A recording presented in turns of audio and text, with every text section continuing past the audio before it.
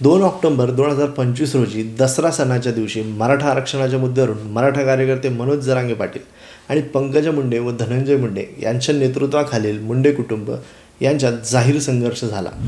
थोडक्यात जाणून घेऊया बीडच्या वादग्रस्त भूमीवर रंगलेल्या या प्रतिस्पर्धींच्या रॅल्या आणि सभांमधले शाब्दिक हल्ले. कोण हेलिकॉप्टरने येणार तर कोण रस्त्याने येणार. जिल्हा एकच, मार्ग एकच, उत्तर प्रत्युत्तर, वार पलटवार, ओबीसी विरुद्ध मराठा, मुद्दे तेच, फक्त शब्द नव्हे.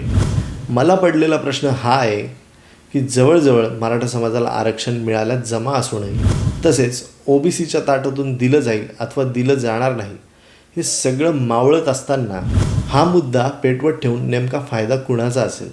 येणाऱ्या निवडणुकांनाही जातींची कार्ड खेळली जावीत असा केळसवाणा प्रयत्न सरकार किंवा विरोधक परत करू बघत आहेत का?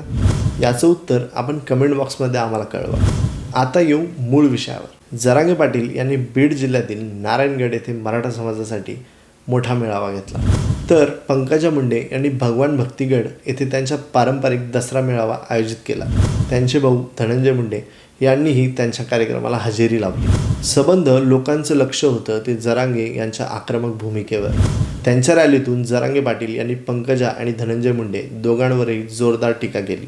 त्यांनी त्यांच्यावर जातीय संघर्ष भडकवण्याचा आणि मराठा आरक्षणात अडथळा आणण्याचा प्रयत्न केल्याचा आरोपही केला. त्यांनी मराठ्यांच्या मार्गात येऊ नका असा इशाराही दिला. मनोज जरांगेंनी धनंजय मुंडे यांना दिलेल्या पूर्वीच्या इशाऱ्याचा संदर्भ देत उपमुख्यमंत्री अजित पवार यांनाही दादांसकट कार्यक्रम लावू अशी धमकी दिली. तर एक बाजूला पंकजा मुंडे यांनी बचावाची भूमिका दर्शवत आपली सर्वसमावेशक भूमिका आपल्या भाषणात मांडण्याचा प्रयत्न केला. हे मांडत असताना त्यांच्या सभेत पंकजा मुंडे म्हणाल्या की त्यांनी मराठा आरक्षणाला कधीच विरोध केला नाही. त्यांचे वडील गोपीनाथ मुंडे यांनीही या कारणासाठी नेहमी पाठिंबा दर्शविला. तथापि अशा कोणत्याही आरक्षणाने ओबीसी समुदायासाठी असलेल्या कोट्याशी तडजोड करू नये असा त्यांचा आग्रही होता.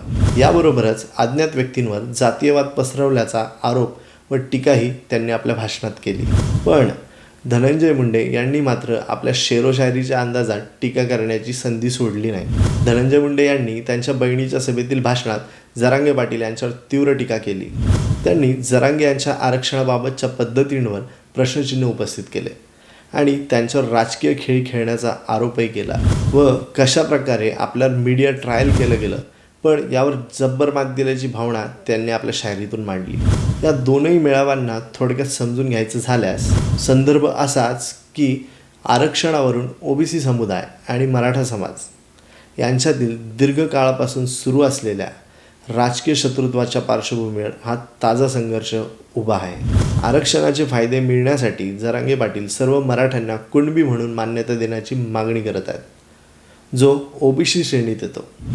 त्यापलीकडे ओबीसींमध्ये मजबूत पाठिंबा असलेले मुंडे कुटुंब त्यांच्या समुदायाच्या आरक्षणातील वाटा कमी करेल अशा कोणत्याही हालचालीला सातत्याने विरोध करत आले आहेत. राज्यातील अशा चालू घडामोडी थोडक्यात समजून घेण्यासाठी व असे अनेक व्हिडिओ बघण्यासाठी गावगप्पाच्या चॅनलला सबस्क्राईब करा. जय महाराष्ट्र.